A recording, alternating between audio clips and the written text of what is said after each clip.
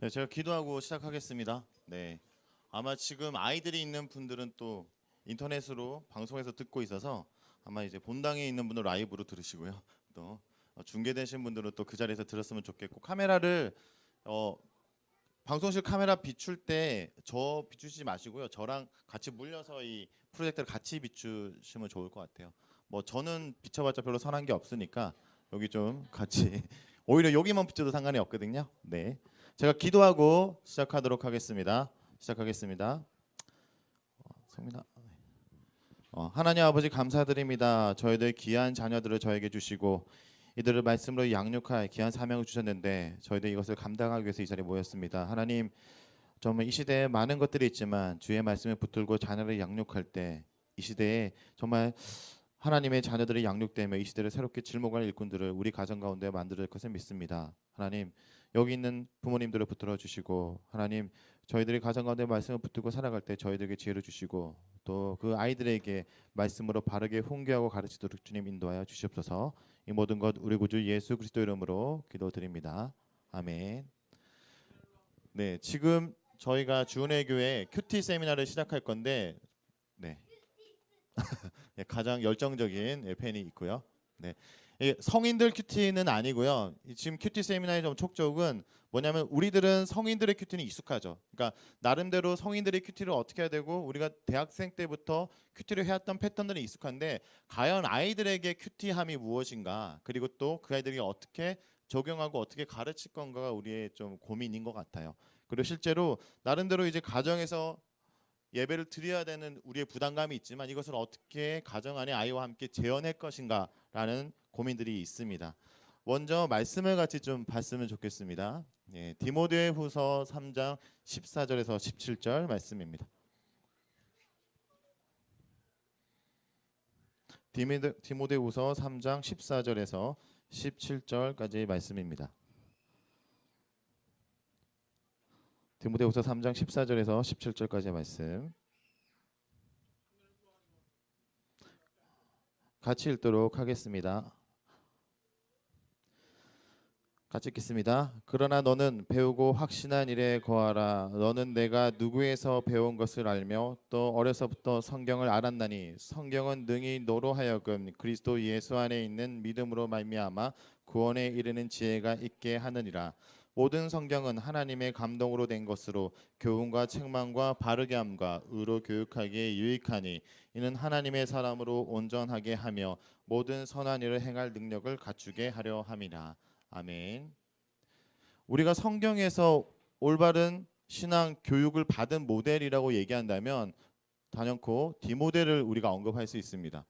왜 디모데인가? 실제로 디모데 전서 후서에서는 디모데가 누구로부터 신앙의 전수를 받습니까? 바로 외조모 그리고 그의 엄마의 신앙과 또 한 가지는 뭐냐면 그렇게 잘했던 이 디모데가 바울이라는 바울이라는 스승을 만나서 양육이 되는 것이죠. 여러분, 최근에 지금 한국 교회 기독교 교육이나 신앙 교육의 가장 트렌드는 뭐냐면, 트렌드라고 얘기하기가 좀 그렇지만 이 원래 모습인데 가정과 교회의 연계성을 많이 강조를 해요. 주일학교라는 개념은 사실은 성경적인 개념이 원래는 아니에요. 그러니까 주일학교가 언제 시작됐냐면 영국 산업혁명 때 로버트 라이트라는 사람이 이 산업혁명을 위해서 많은 엄마 아빠들이 공장에 나감으로 아이들이 방치되는 걸 보고 그들을 양육하고 교육할 방법이 무엇인가라고 했을 때 생긴 것이 바로 주일학교의 원형.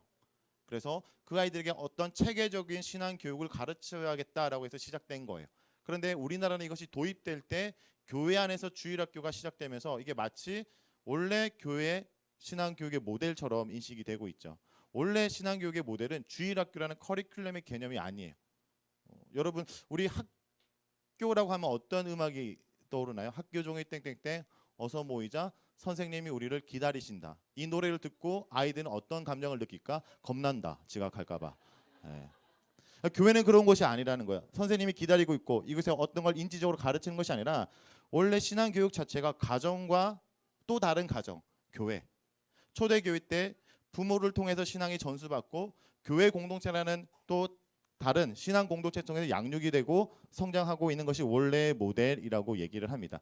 그런데 여기서 중요한 건 뭐냐면 왜 디모데가 이렇게 온전한 신앙의 모델이 되었을까라고 얘기를 할 때 공통적으로 말할 수 있는 것은 양육의 도구가 같았다는 거예요. 부모와 바울의 양육의 도구가 같았는데 그것이 바로 뭐다? 바로 성경이라는 겁니다. 성경을 통해서 외할머니와 엄마가 가르쳤고 또 그 성경을 통해서 바울이 디모데를 가르쳤다. 성경을 직접 보겠습니다. 그러나 너는 배우고 확신한 일에 거하라. 디모데에게 너는 배우고 확신한 일이라고 얘기했을 때 이것은 무엇을 얘기하냐? 그가 어릴 때부터 배웠던 것이 바로 성경이라는 겁니다. 성경. 그리고 또 바울은 뭐라고 얘기합니까? 이 성경을 너가 또 배워서 익혔던 것처럼 지금도 이 성경을 통해서 하나님의 사람으로 온전하게 됨을 이야기하고 있다라는 것이죠. 그래서 우리가 신앙의 양육의 도구는 성경이라는 거예요. 우리가 이것을 놓치지 않아야 됩니다. 주은혜 교회는 신앙 교육을 가정에서 강조하는 교회입니다. 그렇죠. 교회에게 신앙이 위탁되고 맡겨지는 것이 아니라 부모님들이 본인들이 대학생 때부터 청년 때부터 익혔던 이 신앙을 양육하고 아이들에게 가르쳐야 되고 그 중심의 도구가 성경이라는 것이죠. 그런데 우리의 고민은 뭡니까? 나는 성경을 이성적으로 인지적으로 했던 것이 익숙한데 이 아이에게 아직 글도 모르고 말로 통하는 이 아이에게 성경을 어떻게 가르칠 것인가 라는 고민들이 있다라는 겁니다. 그 전에 먼저 시작점은 뭐냐면 성경이다라는 우리의 마음속의 확신 그리고 확신부터 시작을 해야 됩니다. 우리가 아이를 키우다 보면 저도 지금 뭐 다 아시죠? 하민이, 하영이가 있는데 부모들은 키우다 보면 이걸 잊어버려요. 왜? 그 아이가 지금 당장 해야 되는 성장 단계의 가업들이 우리가 있어요. 예를 들어 저희 집에 지금 하영이는 가장 고민이 뭐예요? 어린이집을 보내는, 유치원을 보내는 문제. 그리고 또 오줌을 가리는 문제. 네. 그리고 또 우리가 키우다 보면 그 당장 그 아이가 해야 되는 가제, 가업에 치중하다 보면 신앙으로 양육한 문제를 놓치죠. 그런데 이것은 어릴 때만 그대로 미치는 것이 아니라 초등학생이 되면 또 그래요. 또 중학생이 되면 또 고민합니다. 세상은 우리 아이들에게 많은 이 땅 가운데 살아가기 위해서 생존하기 위해서 많은 열매를 맺기를 요구해요. 처음에는 아이가 태어났을 때는 이 아이는 저에게 하나님 주신 특별한 선물이었는데 이 아이를 키우다 보면 뭐 하고 있냐면 누군가를 비교해요. 쟤는 잘하는데 얘는 못하고 우리 아이가 뒤치고 있는 것 같은 상대적인 박탈감을 당할 때가 있죠. 그래서 우리는 먼저 무엇을 해야 되냐면 이 아이를 통해서 많은 열매를 맺고 어떤 성과를 얻기 전에 과연 이 아이가 말씀의 토양을 잘 가꾸고 있는가라는 걸 눈여겨봐야 됩니다. 하나님이 우리에게 주신 이 아이가 주님께서 우리에게 기경해야 될 땅이라고 가정을 한다면 세 부류의 농부가 있다고 말할 수 있습니다. 첫 번째 농부는 하농, 두 번째는 중농, 세 번째는 상농. 그러니까 레벨이 이렇게 상중하로 있다는 거죠. 하농은 게을러서 잡초만 무성한 겁니다. 중농은 그 아이가 당장 해야 되는 여러 가지 일들, 가업들을 해결하기 위해서 눈에 보이는 그 아이가 나중에 커서 성적이 어느 정도 가고 대학을 어디 가고 그 아이가 어떻게 하고 이런 것에 많이 집착한다면 상농은 무엇을 하냐? 작토. 말씀의 토양을 그 아이들이 가꾸는 것이죠. 토양을 가꾸는 것에 놓지 말아야 되는 이유는 이겁니다. 저는 청소년 사역을 지금 이제 그렇게 아이들이 키워서 자란 아이들까지 제가 많이 사역을 하고 있는데 대부분 많은 부모님들이 중농 정도는 되세요. 아이들을 사랑하기 때문에. 그렇지만 그 아이들이 믿음의 기반을 잘 갖추는 것을 놓치는 경우들이 많고요. 그렇기 때문에 그렇게 자란 아이들은 상당히 안정적이지 않습니다. 정서나 믿음의 신앙의 부분에 있어서도. 그러면 이 상농의 모델이 있는가? 저는 이 상농 작토의 모델이 있다고 한다면 누구를 말하고 싶으냐면 일본에 보면 이 유명한 한 농부가 있어요. 이 농부는 가수원을 하고 있는데 많은 농부들이 더더욱 많은 사과의 열매를 맺기 위해서 농약을 치고 비료를 줄 때 이 사람은 어떤 선택을 했냐? 땅을 지력을 회복하는, 그러니까 땅을 원래 모습으로 생명력이 있는 땅으로 회복시키는 일들을 합니다. 오래 걸리는 거죠. 그렇지만 이 땅의 지력이 회복되고 땅이 생명력을 가질 때 여기로부터 오는 열매가 살아있다는 거예요. 실제로 몇 년 뒤에 여기서 나는 열매들을 다른 열매들과 비교를 했을 때 이런 일이 일어납니다. 여러분 정상적으로 진짜 자연에서 자란 사과는 절대 썩는 게 아니래요. 그러니까 수분만 빠진다고 얘기를 해요. 그런데 다른 열매들은 죽은 땅에서 살아났기 때문에 그 열매 자체가 생명력을 지니지 못해서 병충을 이기지 못하지만 살아있는 땅으로부터 토양을 잘 걷던 땅으로부터 나왔던 열매는 병충들과 스스로 싸우고 견딘다는 거죠. 왜 이것이 필요하냐? 우리가 어릴 때부터 아이들에게 말씀으로 양육하고 키우지 않으면 우리는 늘 그 아이들에게 세상의 울타리를 쳐줄 수 있을 만큼 우리의 역량이 되지 않아요. 어느 순간에 우리 아이들은 떠납니다. 엄마가 어린이집에 보내는 그 순간부터 어린이집에 일어날 일들은 믿음으로 맡겨야 돼요. 그렇죠? 맞아요. 불안하잖아요. 요즘 어떤 일이 일어날지 모르기 때문에. 그리고 그 아이가 사춘기가 돼서 중학생이 되면 떠나보내고 대학생이 되면 우리 교회 많이 오잖아요. 부모님을 떠나보내서 지금 지방에 오는 애들이 많잖아요. 사실 여기서부터 주은혜 교회로 오면 그냥 다행이죠. 그렇죠? 저희가 일꾼을 만드니까.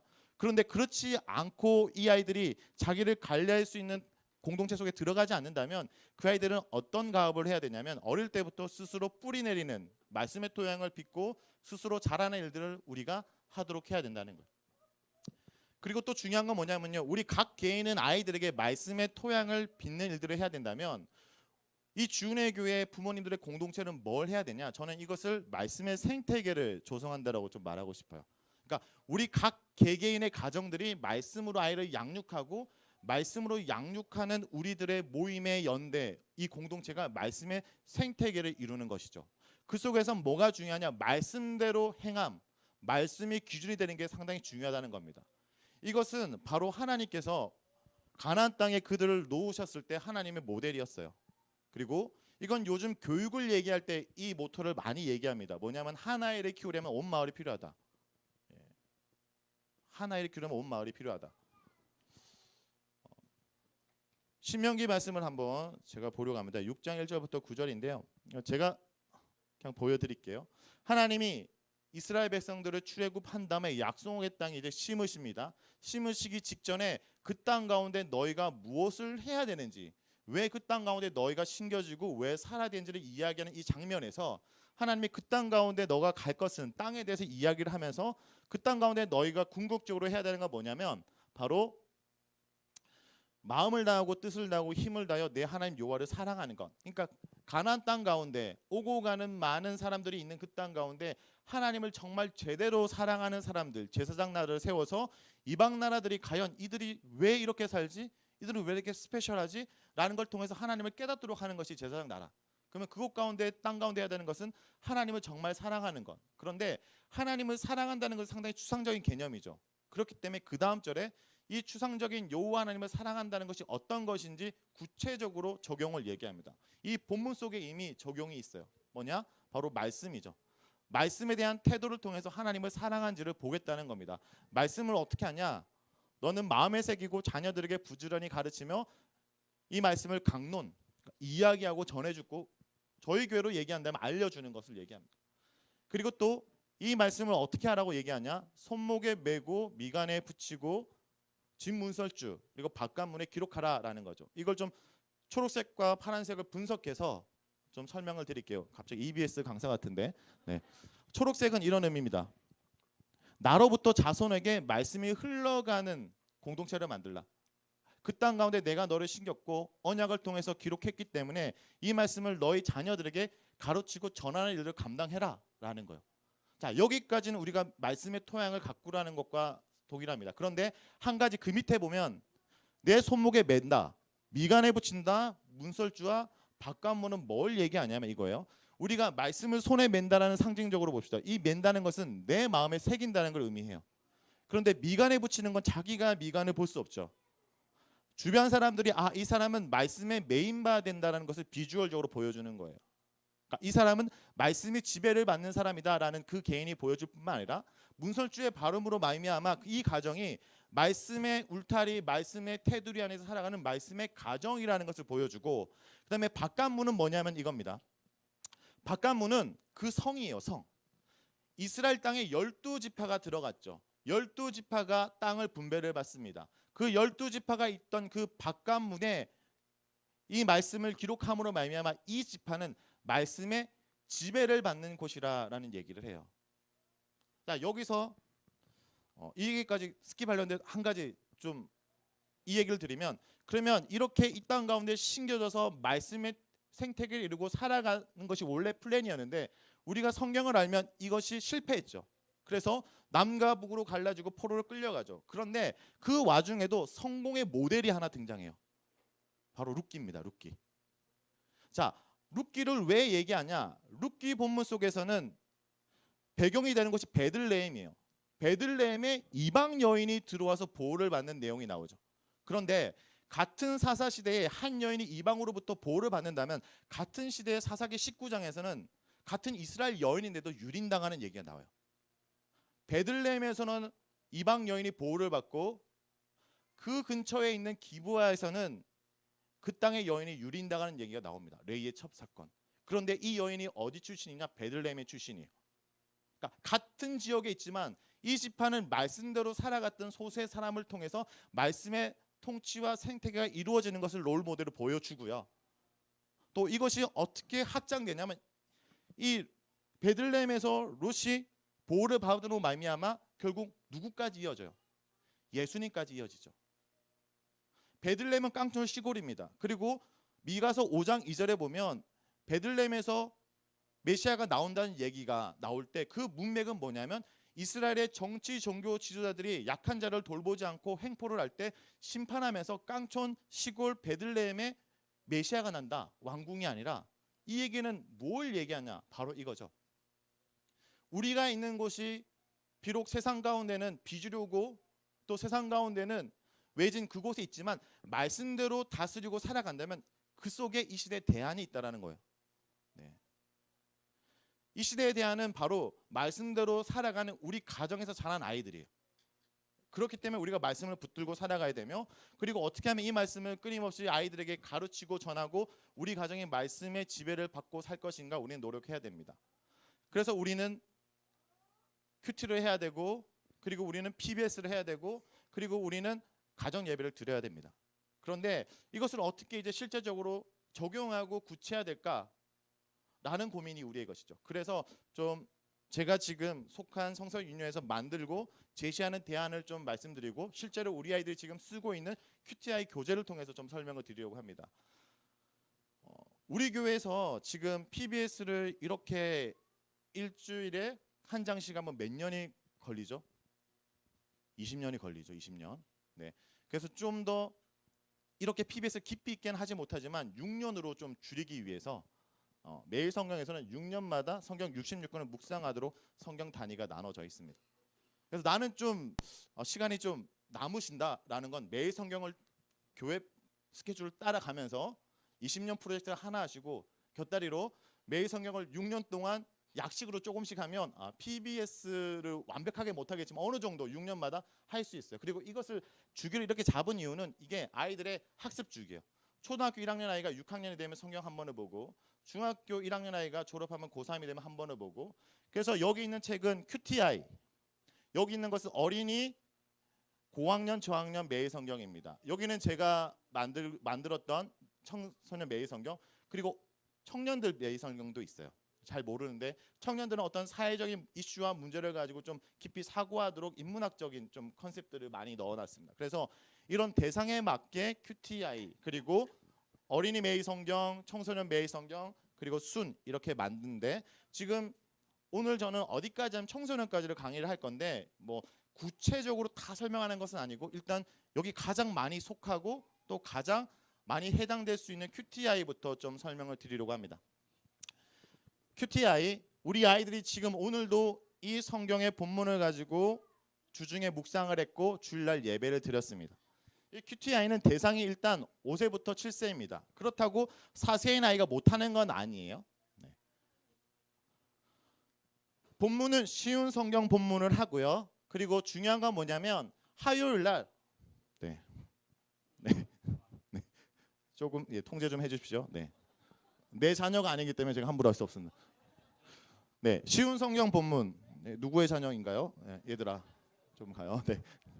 자, 쉬운 성경 본문을 아이들이 읽을 수 있도록 돕도록 하고, 그 다음에 화요일은 암송하는 날이에요. 그래서 화요일만은 개역 개정으로 사용합니다. 그러니까 아이들이 성경을 쉽게 읽고 익숙할수록 쉬운 성경을 이야기하지만 결론적으로는 그 아이는 교회 공동체 속의 일원으로 성경을 보고 읽혀야 되기 때문에 개역 개정을 암송을 하도록 하기 위해서 화요일은 암송 본문을 사용하고 있습니다. 그런데 여기서 퀴즈 하나 드릴게요. 아이들이 성경을 읽는 거 외에 가장 먼저 읽게 되는 책은 뭘까요? 성경 말고 가장 아이들이 먼저 읽게 되는 책은 뭘까요? 만화책이요? 동화책이요? 제 질문의 의도를 잘 파악하지 못한 것 같은데 뭐냐면 부모라는 책이죠. 그러니까 QTI는 함께 한다는 걸 전제로 합니다. 아이들이 스스로 읽는 아이, 그 아이는 영재 스쿨에 보내야 돼요. 네, 그런 아이들은 없고요. 대부분 부모가 어릴 때부터 같이 읽고 같이 해야 돼요. 그것이 좀 가장 중요한 포인트인데, 왜냐하면 QTI는 기본적인 구성이 부모와 함께 하나님의 말씀이 언약에 푹 젖어들도록 요일별로 말씀을 다채롭게 경험하도록 하는 컨셉이 있습니다. 그래서 요일마다 성경 본문의 활동과 포인트들이 좀 다르고 그 아이들이 발달 단계에 맞게 좀 구성이 되어 있어요. 이것을 잘 알면 우리 아이가 아직 이 수준에 이르지 못할지라도 기본적으로 해야 될 것을 놓치지 않아요.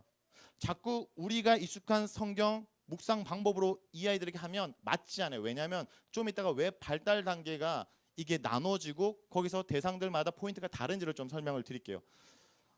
일단 이 시기에는 가장 중요한 게 뭐냐면 아이들이 말씀을 통해서 하나님에게 나에게 신실하신 분이라는 것을 느껴야 돼요. 그리고 엄마를 통해서 알아야 돼요. 아이들에게 큐티를 한다는 것을 당연하다라고 소리를 듣는 것이 아니라 큐티를 당연히 하고 있는 엄마를 봐야 되는 시기입니다.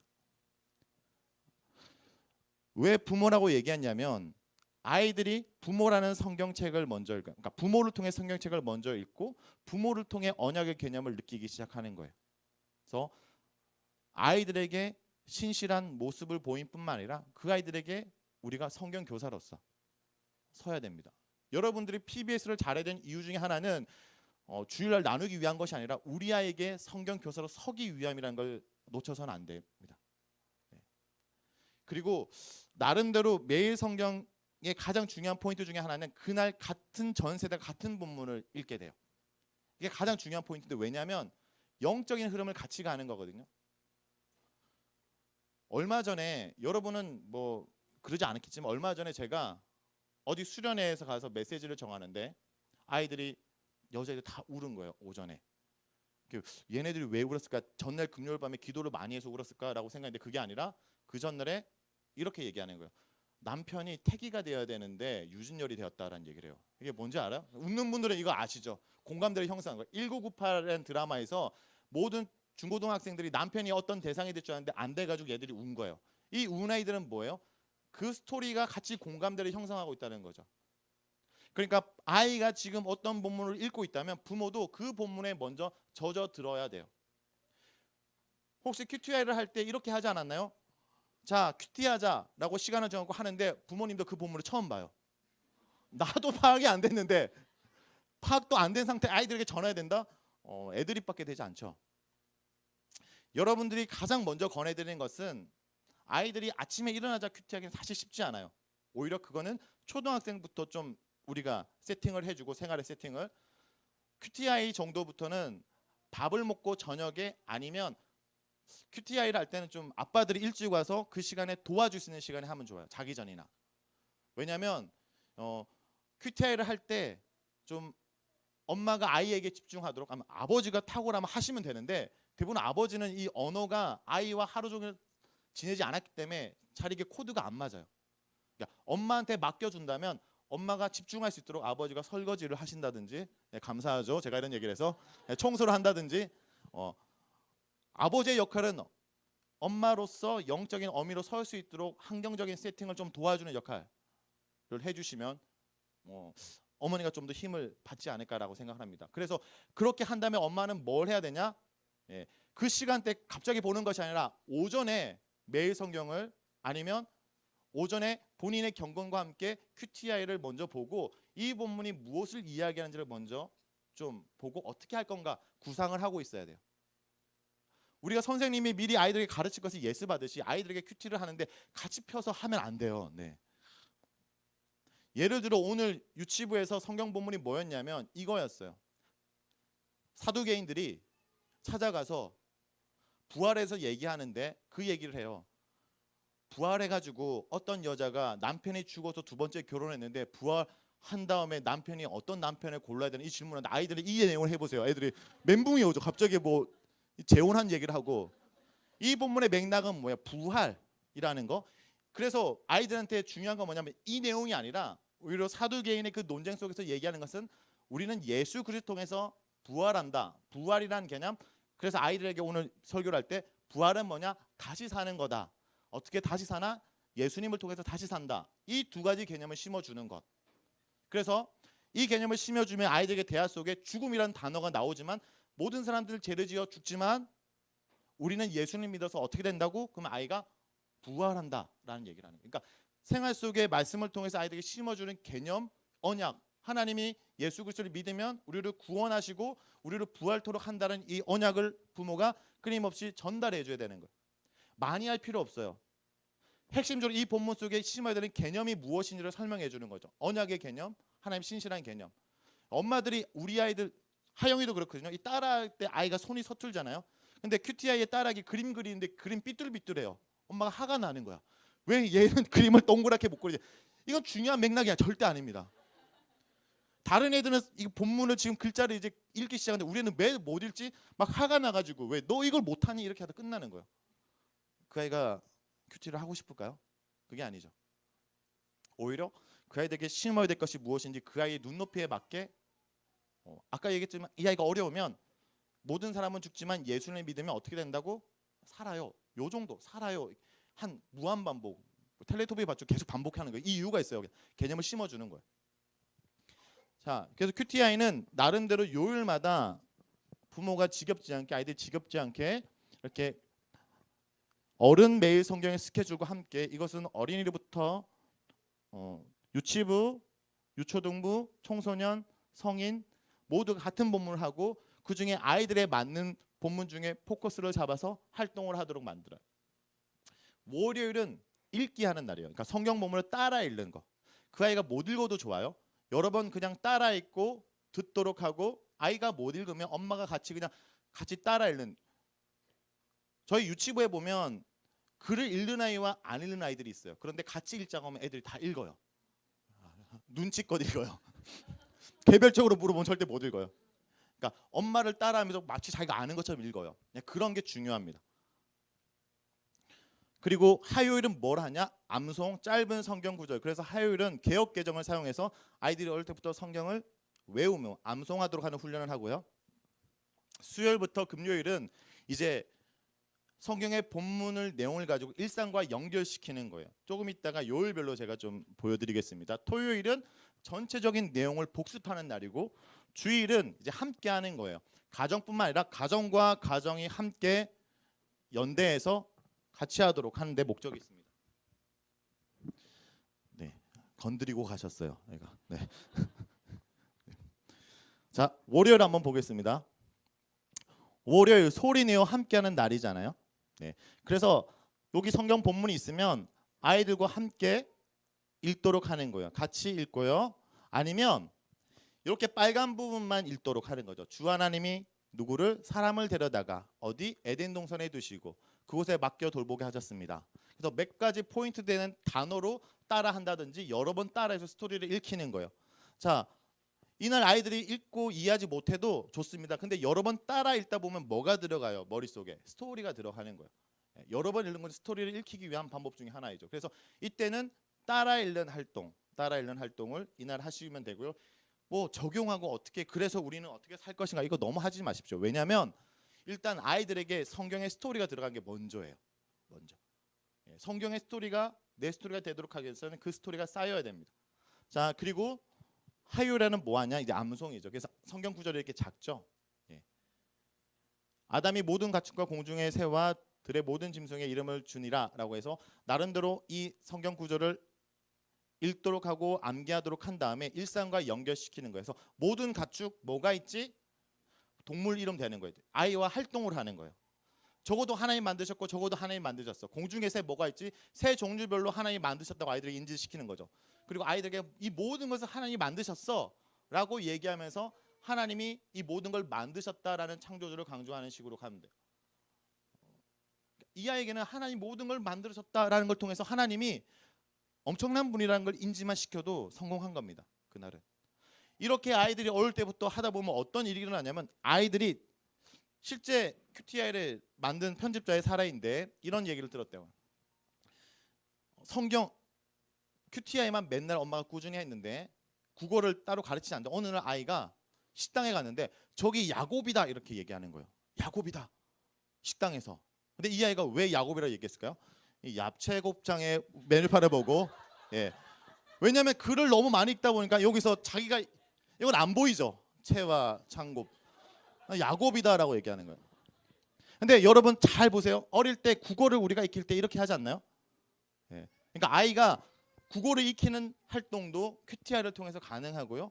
이렇게 아이들은 흉내내다가 자연스럽게 익혀요. 사실은 가장 좋은 읽기법은 기억 니은을 가르치는 것이 아니라 부모가 글을 끊임없이 읽다가 아이가 자연스럽게 익히는 것이 요즘 많이 권장하는 방법입니다.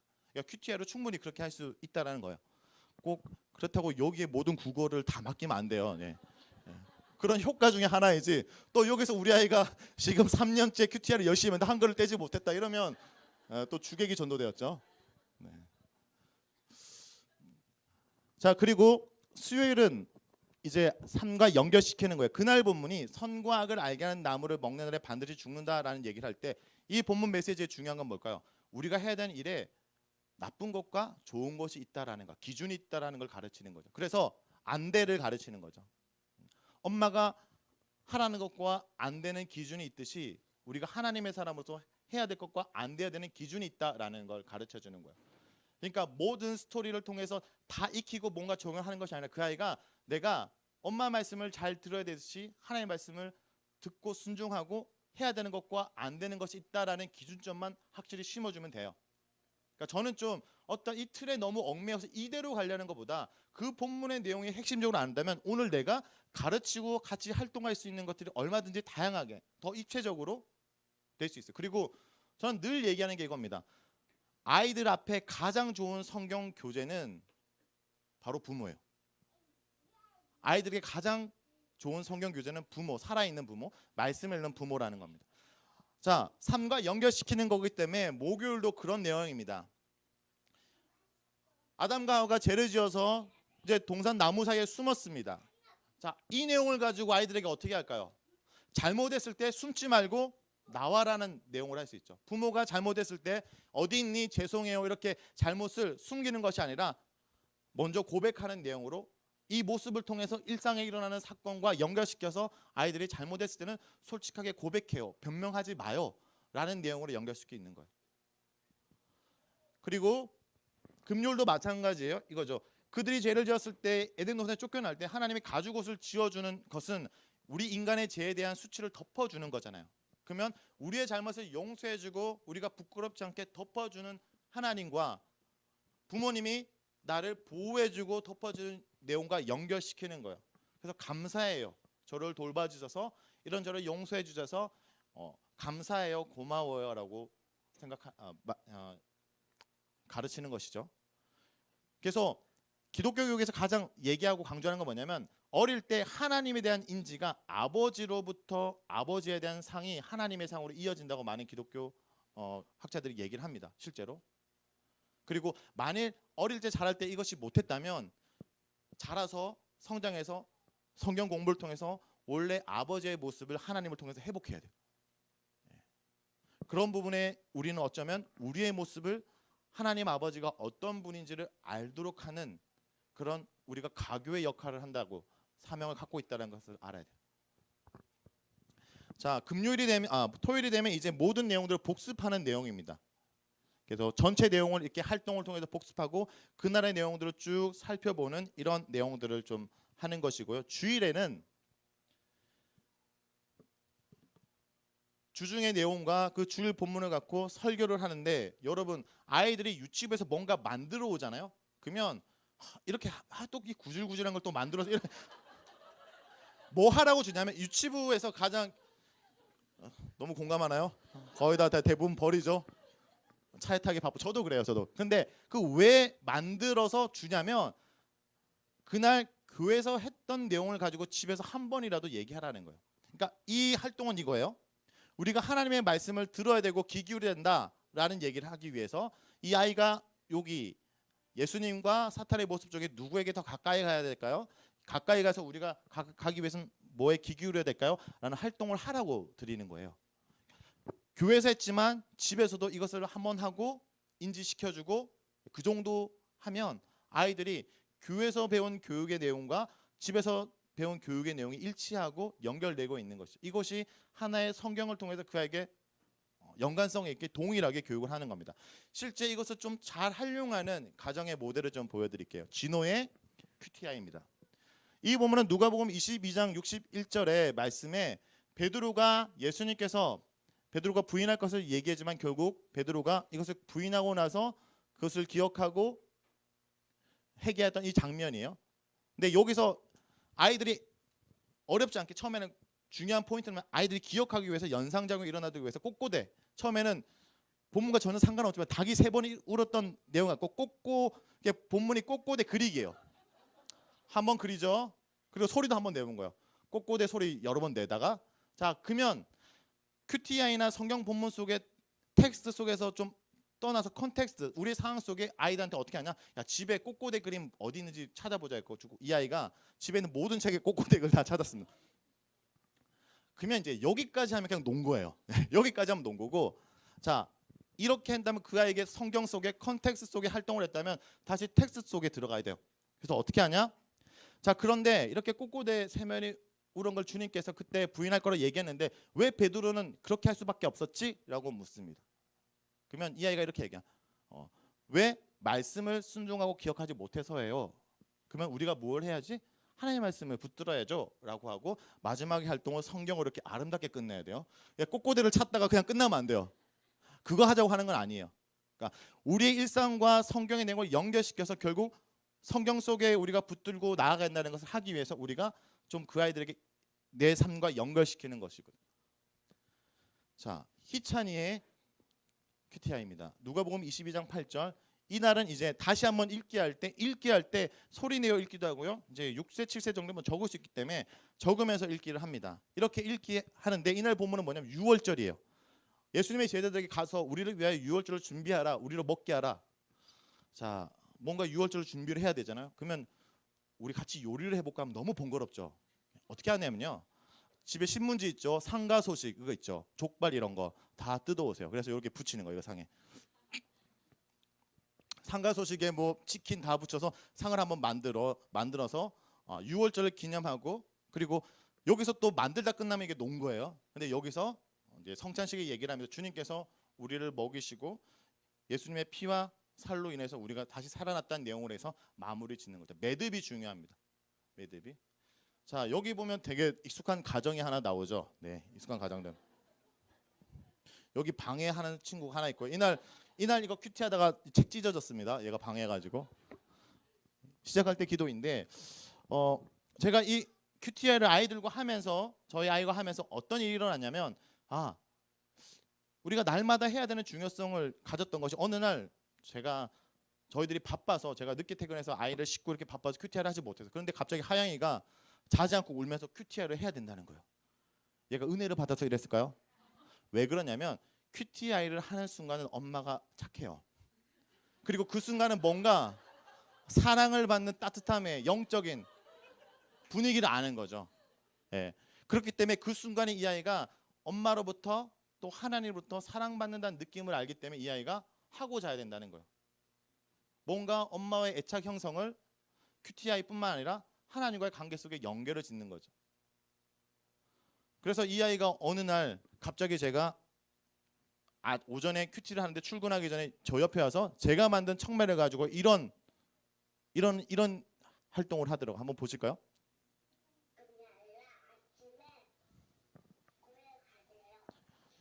큐티하고 저를 따라 큐티하는 거예요. 지 마음대로.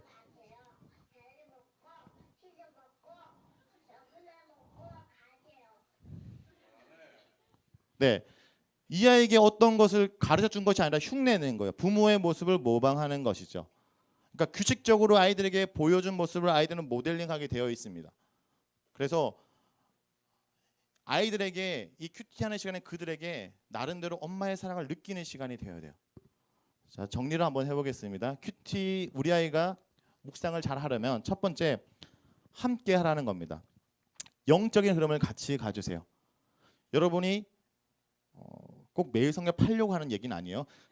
웬만하면 같은 본문을 읽는 게 좋아요. 왜냐하면 우리 교회에서는 지금 여러분 이거 저 얘기하면 되게 공감할 거예요. 제사장의 역할 이 얘기하는 순간 여러분 무슨 성경 본문이 지금 떠오릅니까? 호세아서가 떠올라죠. 오늘 본문 제대로 안 하셨군요. 네. 호세아서가 우리가 지금 흐르고 있잖아요. 우리의 영적인 흐름 속에는 호세아서가 지금 깔려 있어요. 그래서 우리의 대화 속에 어느 정도 기준쯤이 늘 호세아서의 스토리가 깔려 있는 거예요. 마찬가지로 부모와 밑에 있는 아이들의 세대가 같은 본문을 읽으면 같은 영적인 흐름으로 가고 있고요. 저는 개인적으로 매일 성경을 지금 묵상하고 있기 때문에 누가복음을 묵상하는 것이 아니라 누가복음을 살고 있어요. 그래서 저의 선택이 누가복음적이에요. 그리고 또 교회적으로는 지금 호세아를 보고 있기 때문에 저의 선택은 호세아적이에요. 그러니까 스토리가 성경의 스토리가 나의 스토리가 되어서 내가 성경과 같이 갈 때 그 흐름 속에 아이도 같이 들어와야 된다는 거죠. 절기, 성경에서 얘기하는 절기는 어떤 이벤트를 하기 위한 것이 아니라 교육의 목적입니다. 그 모든 활동과 모든 걸 통해서 성경의 스토리가 들어가고 하나님의 스토리가 모든 전 세대가 공유하기 위한 겁니다. 그래서 함께라. 여러분들이 매일 성경을 하지 않는다면 먼저 오전에 여러분이 경건 생활할 때 끝날 때 QTI 오늘 어디 진도가 나간지 보고 야 어떻게 될 건지 나름대로 하루 종일 구상하고 생각한 다음에 이제 저녁에 실천하세요. 이제 교보제를 만들어서 이렇게 딱 하면 뭔가 다를 거예요. 왜냐하면 저도 교사를 이전에 할 때 준비돼서 만날 때와 준비되지 않은 만날 때 달라요. 그러니까 내가 적어도 시간을 들여서 만나면 그 시간이 기다려집니다. 내가 고생했기 때문에 내가 준비한 게 있기 때문에 그 시간이 기다려지고 만나기 원해요. 그런데 준비하지 않으면 이 시간이 부담스러워요. 준비한 자만 기대하게 되는 거예요. 정해진 시간에 하라. 네, 영적인 생활 리듬이 필요합니다. 이게 저희 집에서는 이걸 다 할 수는 없지만 저희 집은 일단 기본적으로 제가 퇴근하고 나면 같이 밥을 먹고 씻고 난 다음에 자기 전에 이 아이가 해요. 근데 이 아이가 어느 날 못했더니 나름대로 자기가 사랑을 받지 못하고 잔 것 같아서 울었던 거죠. 그러니까 영적인 생활 리듬으로 아침에 일어나서 할 수 있으면 하시고요. 가장 집중해서 가장 그 아이에게 집중할 수 있는 시간에 하길 바랍니다. 그리고 눈높이를 맞추라. 영적인 필요를 채워주는 거죠. 그 아이가 큐티와 묵상을 통해서 그 아이가 지금 어떤 영적인 필요가 있는 것을 인지하고 확인시켜주고 그 아이가 활동하는 거예요. 눈높이를 맞추라면 갑자기 얘들아 이렇게 말을 이렇게 하라는 얘기가 아니에요. 예, 갑자기 막 빙의가 돼가지고 막 유치원 선생님 하라는 얘기가 아니라 동화구연을 하라는 것이 아니라 그 아이가 어떤 니드가 있고 어떤 마음에 지금 채워지지 않는 부분이 있고 어떤 것을 도와주는 것인지 눈높이를 맞추고 그 아이를 알아가는 시간이 되고요. 그다음에 이 시간은 가장 중요한 건 회복의 기회로 삼아야 됩니다. 회복의 기회. 우리 또 어머니들이 좋아하는 얘기를 좀 할 건데 엄마들이 하루 종일 있으면요 애가 싫어져요. 그쵸? 미워져요. 살짝 가서 꼬집어주고 싶을 때 되게 많아요. 왜냐하면 아무리 좋은 사람도 같이 있으면 실증 나요. 근데 그게 애도 그렇고 엄마도 그래요. 하루 종일 지내다 보면 애증의 관계로 바뀌어요. 그럴 때마다 좀 아빠들이 도와줘야 돼요. 그러니까 1시간 정도는 엄마가 애가 없이 힐링할 수 있는 시간을 좀 주고 어머니가 개인적으로 묵상하고 개인적으로 좀 생각할 수 있는 시간을 좀 줘서 다시 한번 그 아이와 엄마가 만날 때 그렇죠. 1시간 정도 떨어뜨려 놔도 되게 보고 싶어요 아마. 예, 그렇게 시간과 감정을 전환시켜 줘야 됩니다. 그리고 이 시간은 바로 그러한 시간이 되어야 돼요. 아이와 엄마가 다시 하루 종일 싸웠고 막 안 맞았지만 다시 회복하고 아름답게 마무리하는 그 시간. 그 회복의 패턴이 계속될 때 이 아이가 QTI를 기다리게 되고 또 이 아이가 성장하게 됩니다. 이렇게 아이들을 키우면 이제 초등학생이 됩니다. 갑자기 성장했습니다. 초등학생이 되죠. 초등학생 때부터는 뭐가 가능하냐? 본문의 관찰하는 것이 가능해요. 네. 우리 교회 아이들을 얼마나 잘 키웠는지 제가 오늘 오전 방과후 때 이게 프로그램을 하나 했거든요. 아이들한테 시에 대해서 여러 시들을 딱 보여줬어요. 동시들을 보여준 다음에 그리고 성경에서 가장 시를 많이 적은 사람이 누구지? 다윗. 그래서 다윗 시편 몇 개 보여주고 그럼 너네도 시를 지어봐 라고 했더니 애들이 시를 지었어요. 제가 우수작을 공개하겠습니다. 네, 시은입니다. 시은이 어머니. 네, 시은이 하나님이 하하하, 예수님이 하하하, 함께 웃어요. 예수님 따라 웃어요. 재밌게 웃어요. 야, 이건 뭐냐? 예수님이 하나님의 아들은 아주 신학적인 내용을 아주 동시로 표현한 거죠. 네. 자, 한겸이는 워드 플레이를 합니다. 예수님은 예를 잘 들어서 예수님인가 봐요. 예수님은 하나님의 아들이에요. 우리를 구원하러 오셨어요. 구원을 받아 우리 모두가 하하하 웃지요. 하나님도 하늘에서 하하하 웃지요. 예수님은 죽으셔서 우리는 흐흐흐 울지요. 하나님도 하늘에서 흐흐흐 울지요. 예수님은 부활하셔서 우리 모두 와 하지요. 이렇게 됐습니다. 그러니까 아이들이 어릴 때부터 성경을 듣고 익혔던 것이 자신의 삶 가운데 발현이 되고 있어요. 그리고 성경을 통해서 관찰되고 들었던 내용이 자기가 읽으면서 확인되고 있고 아이들이 표현하고 있는 거죠. 자, 진욱이 한번 읽어볼게요. 진욱이.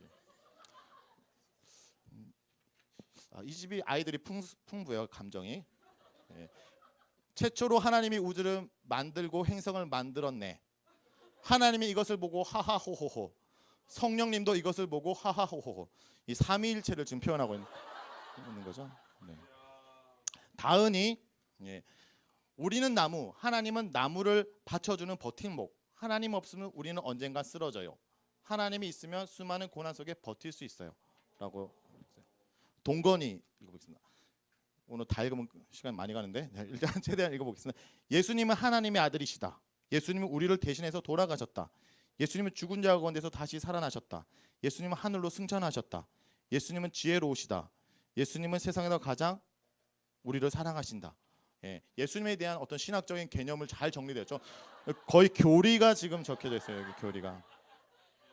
가장 놀란 건 이제 지우입니다. 네. 내 마음의 시냇물. 다르죠, 제목부터. 네. 하나님에 대해서 적으라는데 이렇게 적었어요. 예수님과 졸졸졸 시냇물이 흐르네. 내 마음에 말씀이 흐르네. 말씀의 병사가 마귀를 물리치고 예수님을 맞이하네. 내 마음의 말씀이 정말 장하다. 이렇게 표현했어요. 장하. 네, 아이들이 어릴 때부터 들어왔던 성경에 대한 내용과 자기가 눈으로 관찰하면서 이것이 부딪히고 있어요. 확인되고 있는 과정입니다. 그러니까 초등학생들부터는 본문을 읽을 수 있기 때문에 인지하고 스스로 읽게 되죠. 그래서 성경을 스스로 읽고 하나님이 어떤 분인지를 찾을 수 있게 되는 거예요. 오후 프로그램 때 오늘은 시를 적도록 했고 그전에는 뭘 했냐면 성경에 너희들이 기존에 생각했던 예수님은 땡땡땡이라는 단어를 놓고 서로 바꿔서 그 단어가 과연 맞는가 성경 구절로 증명을 해봐라 라고 했더니 아이들이 나름대로 성경 본문을 보고 하나님에 대해서 썼어요. 그래서 이렇게 썼습니다. 나름대로 예수님은 위대하신 선생님이십니다. 마태복음 5장 1절부터 2절을 보고 이 아이가 이걸 적어 넣었어요. 또 이 아이는 난 하나님의 도움 없이는 아무것도 할 수 없는 아주 작은 씨앗처럼 저 역시 아무것도 할 수 없는 조그만 인간입니다. 이거 어떤 본문일까요? 씨 뿌린 자의 비유를 통해서 이 아이가 이런 고백을 했습니다. 신앙은 성장해요. 지금은 당장 모르지만 지금은 글도 못 읽고 아무것도 못하는 아이 같지만 이 아이 가운데 말씀을 읽히고 우리가 그 아이에게 말씀을 전할 때 그 아이는 점점 성장하고 말씀을 스스로 보기 시작합니다. 그래서 이 단계별로 우리가 좀 이끌어줄 필요가 있어요. 그래서 어린이 매일 성경은 저학년 1학년부터 3학년이고 고학년 4학년부터 6학년입니다. 주중 큐티는 여전히 쉬운 성경으로 좀 하고요. 암송 성경 본문은 개역 개정. 나중에 이 아이가 컸을 때 교회 공동체 속에 쓰는 개역 개정을 쓰도록 하는 거고요. 우리 아이들이 초등학교 때부터 영어를 배우죠. 그래서 토요일 날은 NIV로 영어 큐티. 근데 너무 부담스럽지 마십시오. 한 구절 정도밖에 안 되기 때문에 또 이것을 읽어주는 QR 코드로 찍으면 읽어주도록 저희가 좀 만들었습니다. 주중 큐티는 초등학교 6학년 때는 성경 전체를 묵상할 수 있도록 해줍니다. 그런데 전체 스케줄을 따라가지만 다 읽지는 못해요. 왜냐하면 양이 많아요. 그래서 가장 핵심적인 부분을 저를 따서 그 부분을 묵상하도록 하죠. 성경 읽기는 어린이용으로 10절 내에 본문 이해도를 높이기 위해서 쉬운 성경 단어를 중간에 옆에 풀이를 하고 또 아이들에게 기본적으로 성경을 읽을 때 우리가 강조하는 게 뭐냐면 소리내어 첫 번째 읽고 두 번째 중요한 것을 밑줄 그어 읽고 세 번째 그 중요한 밑줄 끈 앞뒤를 파악하면서 읽어라라는 얘기를 많이 해요. 세 번 읽기를 강조합니다. 그리고 이렇게 본문 읽으면 이제 관찰하기죠. 그래서 아이들은 관찰, 해석, 적용까지 가는 거예요. 초등학생까지는 이게 가능합니다. 저학년은 교과 연계활동, 내용 파악, 고매는 내용 파악, 스스로 관찰하기까지 가는 거예요. 저학년은 스스로 관찰하는 것까지는 가지 않아요.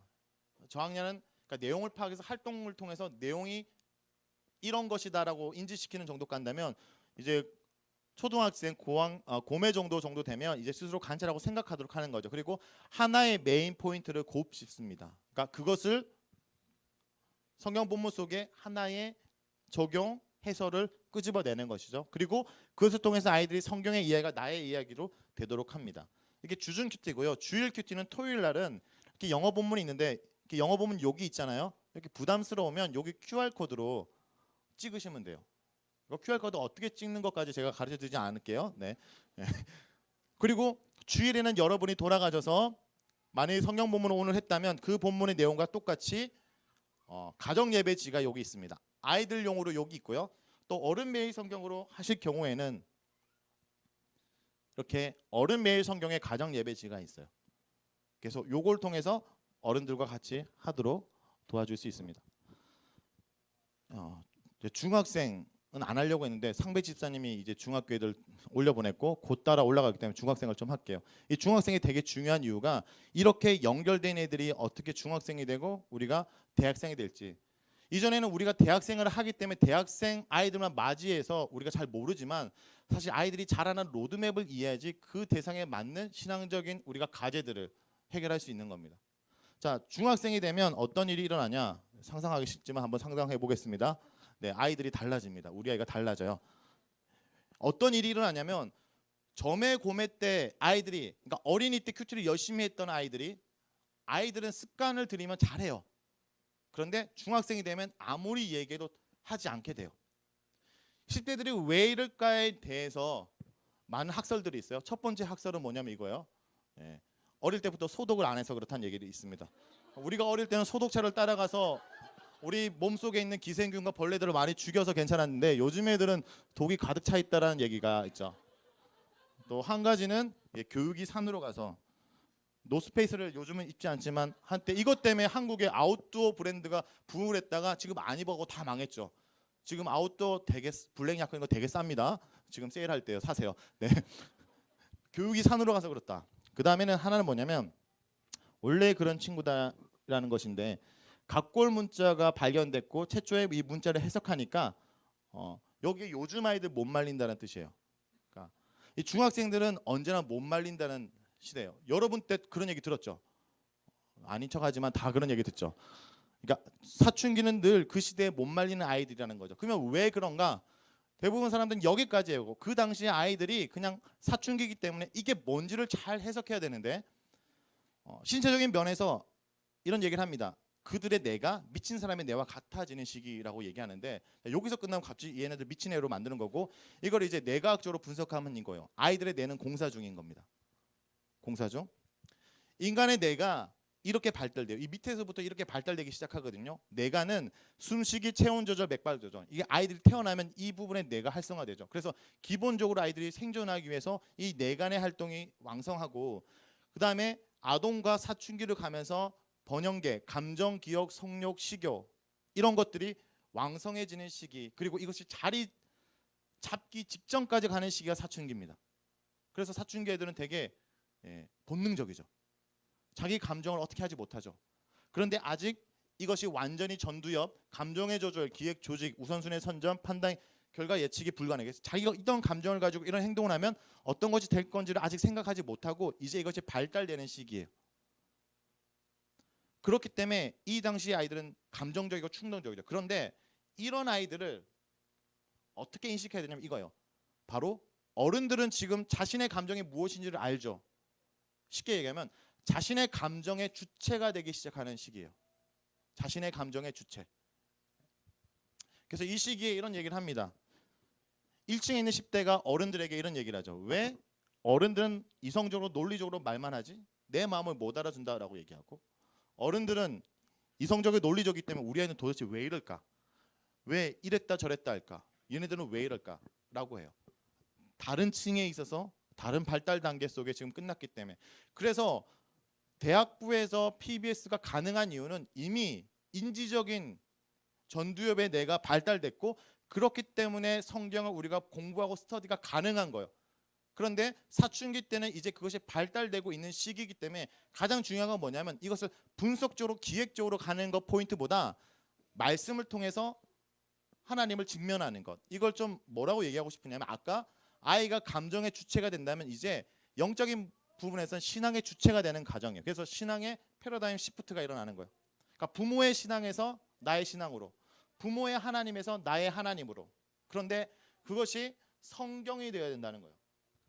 성경을 통해서 내가 믿는 하나님으로 바뀌어지는 시기. 그래서 이 시기 아이들이 이상한 질문 많이 해요. 우리가 보면 이 아이들이 잘 자랐는데 전혀 신앙이 없는 것 같은 질문을 해요.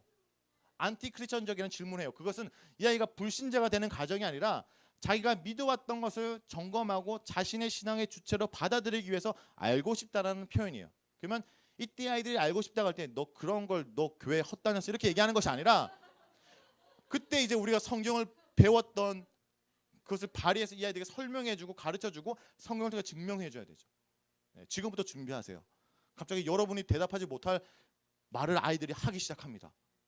그 애들이 이상한 검색해가지고 막 그럴 때 우리가 그 아이가 사춘기 됐을 때 그것을 성경적으로 잡아주고 또 그 아이들 가르쳐주는 그때가 오기 때문에 지금부터 준비하세요. 지금 얘네들이 말 못한다고 무시하면 안 되고 우리보다 말 더 잘할 때가 옵니다. 네. 그 시기에 아이들을 바꿔줘야 되고, 그 시기의 말씀 묵상은 바로 하나님을 발견하고 나를 발견하도록 직면하도록 하는 시기죠. 그래서 신앙의 형성 단계는 이거예요. 성경을 통해서 하나님 이해가 들어오고요. 그것을 통해서 하나님이 누군가가 형성되고, 성경을 통해서 내가 형성돼요. 나라는 존재는 하나님이 형상으로 되었기 때문에 내가 알고 싶으면 하나님을 알아야 돼요. 제가 사춘기 때마다 아침마다 거울을 보면 제가 깨고 싶었어요. 여드름이 너무 많이 나고 앞으로 얘가 장가는 갈 수 있을까 싶어서. 그런데 성경을 통해서 나를 발견할 때 내 가치가 누군가 비교되는 가치가 아니라 하나님께 예수 그리스도의 그의 아들의 값어치였어요.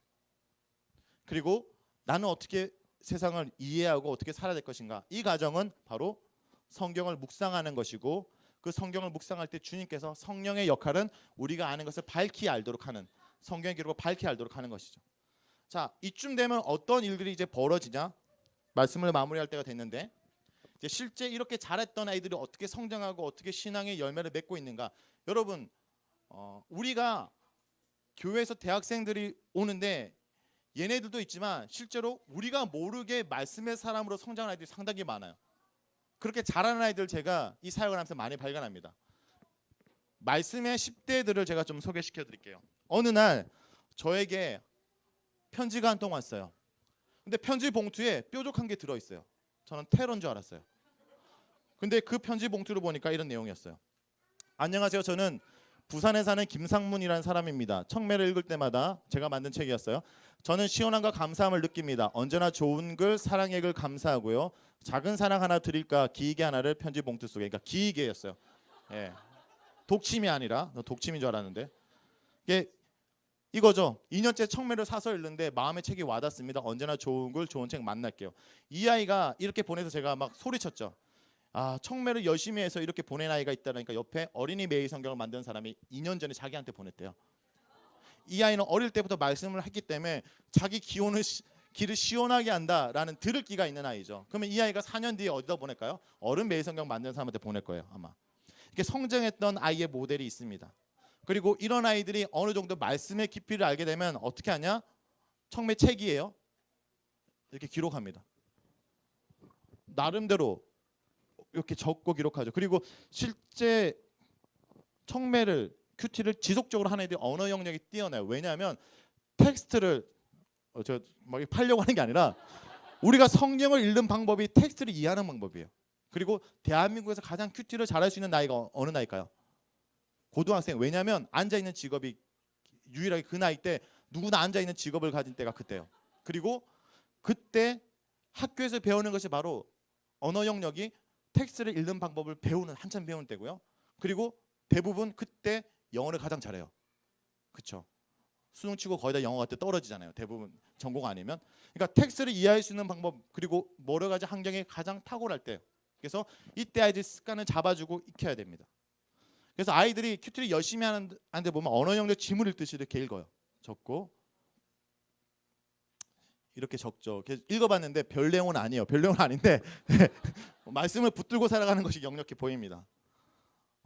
이렇게 매일 성경이나 이런 교재를 활용하지 않아도 아이들에게 말씀을 권하고 이 책이 없어도 그래서 저희들이 늘 얘기한 게 이거예요. 매일 성경이 아니어도 매일 성경 읽어야 된다는 강조를 많이 해요. 원래 성서 유니온 단체 자체가 매일 성경 팔기 위한 것이 아니라 성경을 읽기 위한 사역 단체에서 사람들에게 읽도록 하기 위해서 성경을 끊어주고 책을 만들다 보니까 큐티 책으로 펼쳐졌지만 큐티 단체가 아니라 성경 읽기 단체예요. 그리고 제가 얼마 전에 이제 목사님이 뉴질랜드 이제 청년 코스를 가고 제가 뒤이어서 청소년 코스를 갔어요. 저는 많은 사역이 묵상하는 것을 아이들에게 했고 이후에 아이들이 목사님은 가서 제가 물어봤어요. 청년들에게 목사님이 어떤 메시지를 전하니까 로마서 너무 좋았대요. 그리고 중국 가자 얘기 많이 하셨대요. 마오족이랑 살 바에 중국 가자 이런 얘기를 많이 했어요. 저는 주로 사역이 중국 가는 것보다 묵상을 하니까 이제 아이들이 묵상에 대한 붐이 일어났습니다. 그래서 아이들이 묵상을 하려고 하는데 뉴질랜드는 책을 안 팔잖아요. 그러니까 어떻게 되냐라고 얘기해서 제가 아니 책이 중요한 것이 아니라 날마다 너가 성경 본문을 정해서 지속적으로 읽어라고 해서 이 아이한테 가르쳐줬고 이 아이가 그러면 이렇게 해도 되나요? 라고 얘기하면서 자신의 노트를 만들어서 이렇게 나름대로 본문을 정해서 다니엘서 1장 1절부터 12절 정해서 자기가 이렇게 날마다 적으면서 보내줬어요. 이렇게 하면 되냐. 그래서 제가 확인해주고 아 이렇게 하면 된다. 지속적으로 끊어서 하도록 했고요. 어떤 아이들은 자기가 하는 걸 누가 점검하면 좋겠대요. 교회에서 묵상을 안 한대요. 큐티는 안 한대요. 그래서 목사님이 확인해 주세요. 라고 해서 저한테 매번 페이스북으로 지금 보내고 있어요. 어떤 아이는. 네. 그래서 버스에서 폰으로 생각을 정리하면서 기록하다 눈물 날 뻔했어요. 말씀 없이 살면 진짜 삶이 허무할 것 같아요. 이 아이는 뭘 하냐면 말씀이 무엇인지 말씀이 자기 이야기한다는 그 느낌을 알아요. 말씀의 맛을 알죠. 참 좋은데 이거 설명할 수가 없죠. 네. 우리는 알잖아요. 그러니까 아이들이 말씀을 보면 하나님이 나에게 말씀하고 계시고 나에게 오늘도 나를 붙든다는 걸 경험해야 됩니다. 자, 그 다음은 좀 놀라지면서 충격적인 큐티 노트입니다. 우리 대학부에도 이런 애들 잘 없어요. 네, 엄청나죠. 이런 아이들이 존재를 합니다. 그리고 이렇게 아이들에게 제가 늘 얘기해 청소년애들한테 야 너가 하나님이라면 얘랑 일할래 너랑 일할래 애들 다 쟤랑 일할 거라고 해요. 하나님이 쟤랑 일해서 사고 안 치죠. 하나님의 뜻을 알고 하나님의 말씀을 붙드는 자와 하나님의 동역자로 삼으시죠. 우리 아이들이 어릴 때 말씀을 조금씩 처음에는 지금도 글도 몰리는 아이들이지만 이 아이들이 엄마를 통해서 말씀을 듣고 자기 눈으로 관찰하고 또 확인하고 사춘기 때는 여러 가지 삶의 고민과 여러 가지 방황 속에서도 하나님의 말씀을 붙들고 자랄 때 하나님의 일꾼으로 서는 겁니다. 저는 좀 이런 비전이 있어요. 뭐냐면 우리가 지금은 지방에서 대학생들이 와서 그때 양육을 시키지만 제 생각은 지금부터 자랐던 예린이나 인우 그리고 그 밑에 이제 밑에 쭉쭉 치고 오죠. 얘네들은 대학부 가자마자 거의 리더가 될 수 있는 수준으로 우리가 만들어야 되지 않습니까? 네, 이렇게 잘 다듬어서 아멘이 되게 자기 자녀 아니라고 아멘 안 하는데 예. 그러니까 그 아이들에게 그냥 똑같은 수준이 아니라 우리 교회에서 자랐던 중고등부를 거치고 유치부터 올랐던 아이들이 지방에서 오는 아이들 대학생들을 이렇게 선하게 더 리드하고 이끌 수 있는 아이들로 우리가 만들어야 돼요. 오는 아이들 오는 대학생들 품어야 되지만 우리가 잘하고 올리는 아이들을 품어야 돼요. 네. 마지막으로 이 친구를 소개시키면서 마무리했으면 좋겠는데요. 어느 날 저에게 어떤 친구가 큐티책을 보내줬어요. 이 친구는 고2 때까지 놀았대요.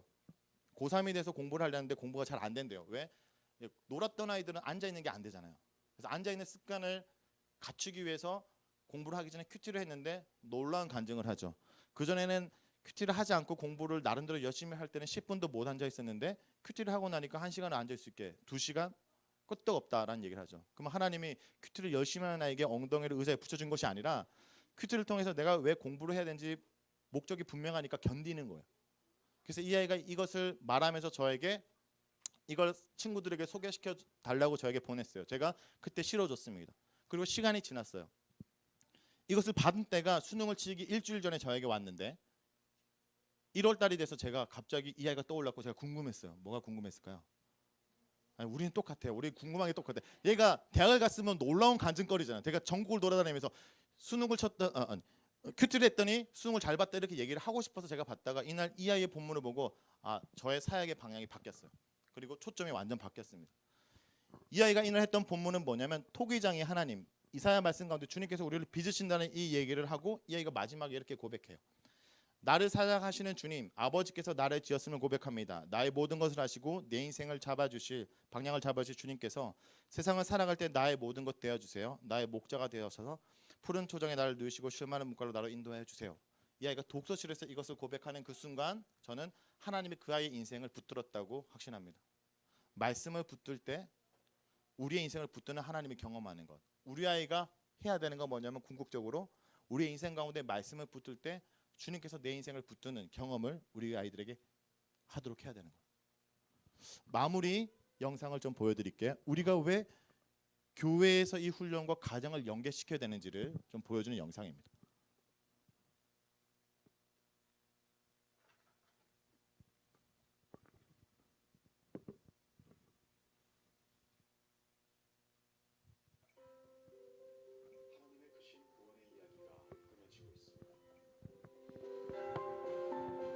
다음 세대는 점점 교회를 떠납니다.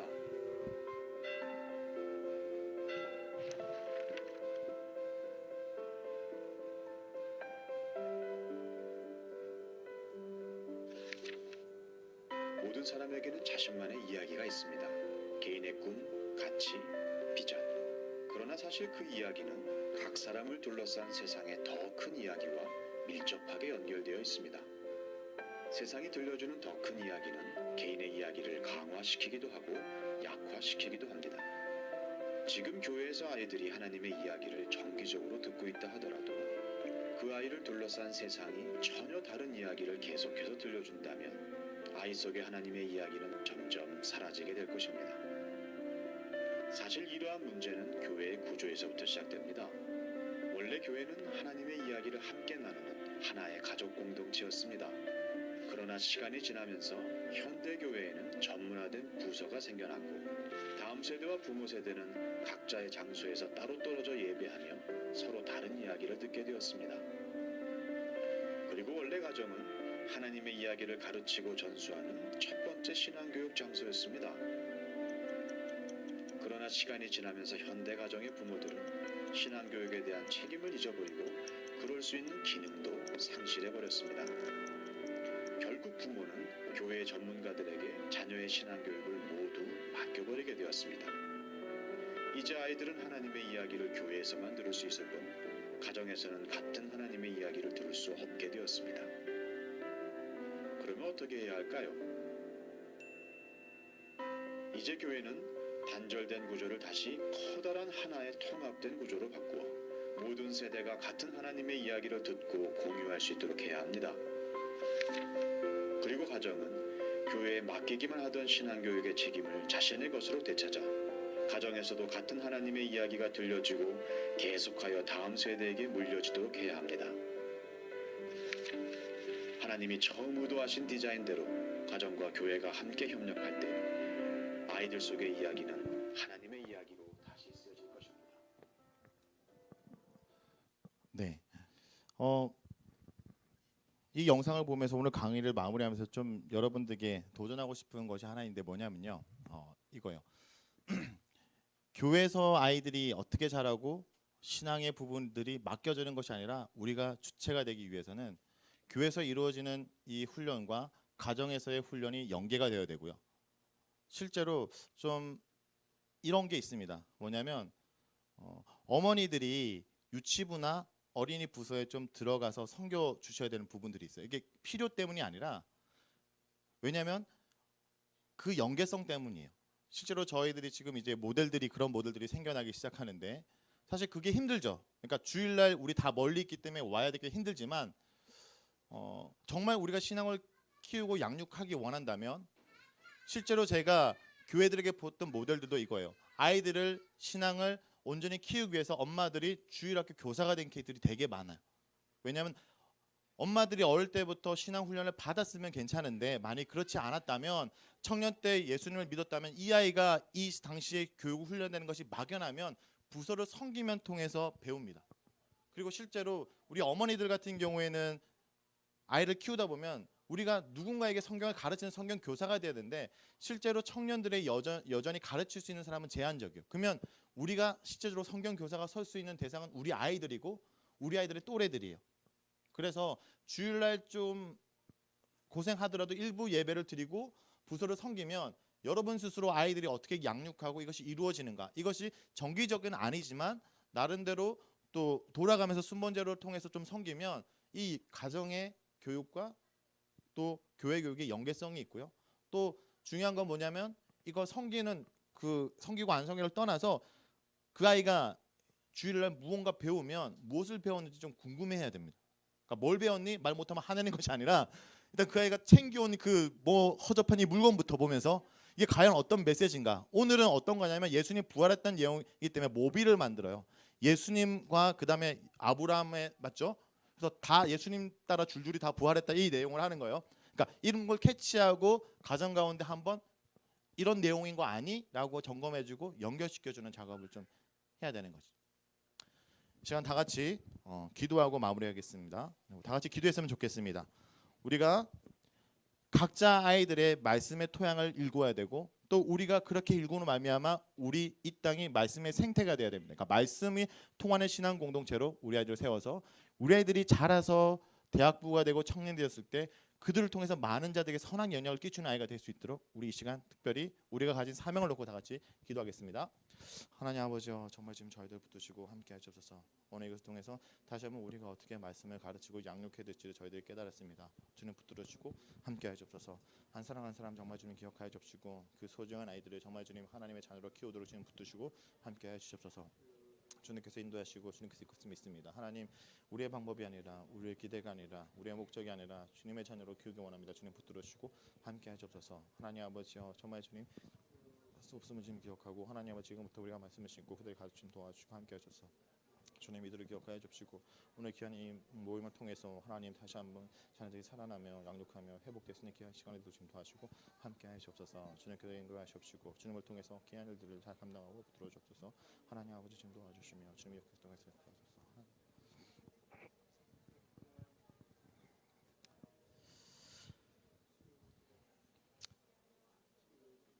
주님 도와주옵소서. 하나님 아버지 정말 부족한 자이고 우리 스스로 어찌할 바 모르는 자들인데 이런 저희들을 주님 자녀로 삼아 주시고 또 저희들에게 주님의 귀한 자녀들을 허락하여 주셔서 우리 손에 맡기셨습니다. 하나님, 우리가 그들을 믿음으로 양육하기에 우리 자신이 너무나 부족합니다. 그렇기에 늘 주님 앞에 기도하며 말씀을 붙들고 정말 주님 앞에 매달립니다. 주님, 내가 아닌 주님께서 이 아이를 키워 주시옵소서. 주님, 주의 말씀을 이 아이를 양육하기 원합니다. 내가 아이들 앞에 먼저 말씀에 순종하는 자로 서도록 주님 도와주시옵소서. 하나님, 또 우리가 서로 주은혜 교회 공동체 가운데 모였으니 말씀으로 서로를 양육하고 내 아이뿐만 아니라 옆에 있는 아이까지 우리가 말씀으로 양육하고 세울 수 있도록 주님 도와주시옵소서. 하나님, 그래서 세상 가운데 이 주은혜 공동체에 있는 아이들을 보면서 어떻게 이렇게 아름답고 바른 아이가 자랐는지를 이 세상 사람들이 보며 이 공동체 가운데 들어오도록 주님 도와주시옵소서. 주님, 이 시대에 대한 무너진 이 시대 한국 사회에 대한은 다른 곳에 있는 것이 아니라 바로 말씀대로 살아가는 우리들 가운데 있음을 기억하며 우리가 이곳 가운데 우리 아이들을 통해서 미래를 준비하도록 주님 도와주시옵소서. 이 모든 것 우리 구주 예수 그리스도 이름으로 기도드립니다. 아멘. 네, 수고하셨습니다.